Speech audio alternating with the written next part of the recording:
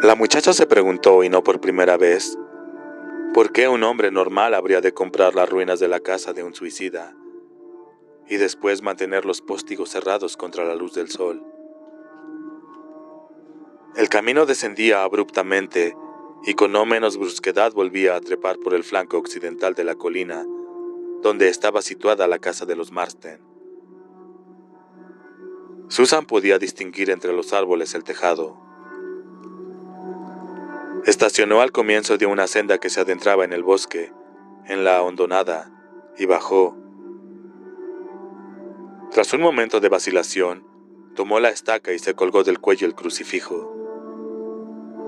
Seguía sintiéndose ridícula, pero sin duda se sentiría mucho más si se encontrara con alguien que la conociera y la viera andando a pie por el camino, llevando en la mano una estaca sacada de una cerca. «Hola, Susie, ¿a dónde vas?» «Oh, hasta la vieja casa de los Marsden, a matar un vampiro, pero tengo que darme prisa porque en casa de mis padres se cena a las 7». Susan decidió que iría a través del bosque. Pasó por encima de los restos de un muro de piedra que había junto a la cuneta, alegrándose de haberse puesto pantalones. Muy hachaqueché para las intrépidas cazadoras de vampiros. Muy alta costura para las intrépidas cazadoras de vampiros. Antes del bosque propiamente dicho, el suelo estaba cubierto de malezas y árboles caídos. Bajo los pinos la temperatura descendía varios grados y estaba más oscuro todavía. El suelo parecía cubierto por una alfombra de pinocha y el viento silbaba entre los árboles. En alguna parte un animalillo hizo crujir los arbustos. De pronto Susan se dio cuenta de que si iba hacia la izquierda, en menos de 1 kilómetro se hallaría en el cementerio de Harmony Hill, si tenía la agilidad suficiente para escalar el muro de atrás. Trabajosamente siguió subiendo la pendiente, procurando hacer el menor ruido posible. A medida que se acercaba a la cima de la colina, empezó a divisar la casa a través de la cada vez más tenue pantalla de ramas. La parte visible era la fachada que miraba hacia el lado contrario del pueblo. Susan empezó a tener un miedo inmotivado, similar al que había sentido en casa de Matt Burke. Estaba bastante segura de que nadie podía oírla. Y aún era pleno día, pero el miedo estaba ahí, con su peso opresivo y constante. Parecía que fluyera a su conciencia desde alguna parte del cerebro, que por lo general se mantenía en silencio, y que probablemente estuviera tan atrofiada como el apéndice. El placer que suponía la belleza del paisaje había desaparecido. La decisión había desaparecido. Susan se encontró pensando en películas de terror, donde la heroína se aventura por las estrechas escaleras del ático para ver qué había asustado a la anciana señora Cobham, o desciende a algún oscuro sótano tapizado de telarañas, donde las paredes son de piedra, húmeda y rugosa, como un útero simbólico. En las películas, cómodamente rodeada por el brazo de su acompañante, Susan solía pensar: menuda estúpida, yo jamás haría eso. Y ahora estaba haciendo eso precisamente. Empezó a darse cuenta de lo profunda que se había hecho en el ser humano la división entre la parte del cerebro que controla los pensamientos y acciones conscientes y el mesencefalo que transmite reacciones instintivas. Es extraño que uno pueda verse empujado a seguir, pese a las advertencias que le transmite esa parte instintiva, tan similar por su estructura física al encefalo del cocodrilo. El cerebro podía obligarle a uno a seguir hasta que la puerta del ático se abriera de pronto a un horror inenarrable, o una se encontrara en el sótano ante un chico a medio cerrar y viera. Susan apartó esos pensamientos y se dio cuenta de que estaba sudando. nada más que por la simple visión de una casa vieja con los póstigos cerrados. A ver si dejas de ser tan estúpida, se dijo. Simplemente vas a subir hasta allí para espiar un poco más, nada más. Desde el patio de delante puedes ver tu propia casa. Y dime, en nombre de Dios, ¿qué te puede ocurrir a la vista de tu propia casa? A pesar de todo, se encorvó un poco y aferró con más fuerza la estaca. Y cuando la pantalla de los árboles se hizo demasiado tenue para servirle de protección, empezó a arrastrarse a 4 patas. 3 o 4 minutos después había avanzado todo lo posible sin quedar al descubierto. Desde su escondite tras un último grupo de pinos y una mata de juníperos, podía distinguir el lado oeste de la casa y el enmarañado cerco de madreselvas, desnudadas ahora por el otoño. El césped del verano, aunque amarillento por la falta de riego, todavía llegaba a la altura de la rodilla. Nadie se había molestado en cortarlo. De pronto, un motor rugió en el silencio, y a Susan el corazón se le subió a la garganta.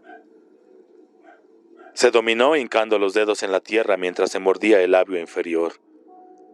Un momento después apareció un viejo coche negro que se detuvo al término del camino de entrada y después tomó por la carretera en dirección al pueblo. Antes de que se perdiera de vista, Susan distinguió a su ocupante, calvo y con una gran cabeza, con los ojos tan hundidos que solo se veían las cuencas, y un traje oscuro. Straker. Probablemente fuera a la tienda de Crossen. Susan vio que la mayoría de los póstigos tenían tablillas rotas. Pues muy bien, se acercaría a espiar por allí cuanto le fuera posible. Probablemente todo lo que vería sería una casa en las primeras etapas de un largo proceso de reparación.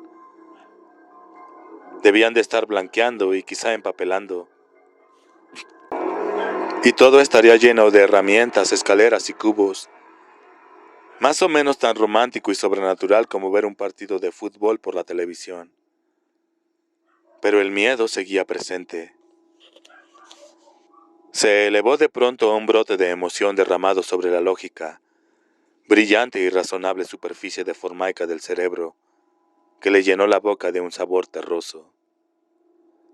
Antes de que la mano se apoyara en un hombro, Susan ya sabía que había alguien detrás de ella. 9. Estaba casi oscuro. Ben se levantó de la silla plegable de madera. Fue hasta la ventana que daba sobre el patio de atrás de la funeraria y no vio nada en particular. Eran las 7 menos cuarto y el atardecer había alargado las sombras. Pese a lo avanzado del año, el césped seguía verde en el patio, y Ben imaginó que el empresario de pompas fúnebres se proponía mantenerlo así hasta que la nieve lo cubriera. Un símbolo de la vida que continúa en mitad de la muerte del año. La idea le pareció tan deprimente que se apartó de la ventana. Ojalá tuviera un cigarrillo, suspiró. Son veneno, le recordó Jimmy sin volverse. Estaba mirando un programa sobre la vida de los animales salvajes en el pequeño Sonny de Maury Green. Pero a mí también me vendría bien uno. El cuarto de hotel es la recámara. Son veneno, le recordó Jimmy sin volverse. Estaba mirando un programa sobre la vida de los animales salvajes en el pequeño Sonny de Maury Green. Pero a mí también me vendría bien uno. Dejé de fumar hace 10 años. En cuanto el cirujano jefe montó su cruzada contra el tabaco. Habría sido mal antecedente no hacerlo. Pero siempre me despierto buscando el paquete de cigarrillos en la mesilla de noche. ¿Pero no lo habías dejado? Sí, pero los tengo por la misma razón que algunos alcohólicos guardan una botella de whisky en el armario de la cocina. El poder de la voluntad, amigo mío. Ben miró el reloj. Las 6:47. El periódico dominical de Maury Green decía que el sol se pondría a las 7:02, hora del este. Jimmy había llevado bien las cosas. Maury Green era un hombrecillo que les abrió la puerta vestido con un chaleco negro, que llevaba sin abotonar, y una camisa blanca de cuello abierto. Su expresión sobria e interrogante se trocó con una amplia sonrisa de bienvenida. «Shalom, Jimmy», exclamó. «Cuánto me alegra verte. ¿Dónde te habías metido?» «He estado sabando al mundo de resfriados y gripes», sonrió Jimmy mientras Green le estrechaba la mano.